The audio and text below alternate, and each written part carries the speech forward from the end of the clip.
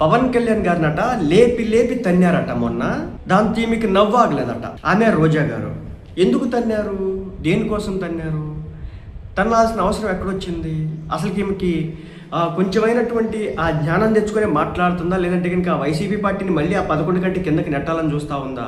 ఎక్కడో తమిళనాడు రాజకీయాల్ని ఆంధ్రాకి ముడిపెట్టి ఈమె నవ్వుకుంటున్నటువంటి తీరు చూస్తూ ఉంటే నిజంగా పవన్ కళ్యాణే లేపి లేపి తన్నేశారంట. ఏం రాజకీయాలు రోజా గారు, ఘోరంగా తన్నింది మనల్నా పవన్ కళ్యాణ్నా?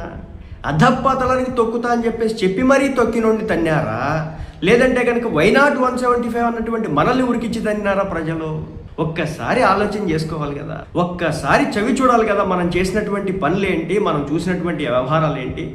ఈ నిన్న కదా మీరు ఇచ్చినటువంటి ఇంటర్వ్యూలో చెప్పినారు కదా, నా బెంజ్ కారు ఆంధ్రాలోకి రాలేకపోతా ఉంది అని చెప్పేసి. ఎందుకు రాలేకపోతుంది మీ బెంజ్ కారు? రోడ్లు బాగోలేదు అంటున్నారు. మీ హయాంలో రోడ్లు ఎత్తి పరిస్థితి వచ్చేది కాదు కదా.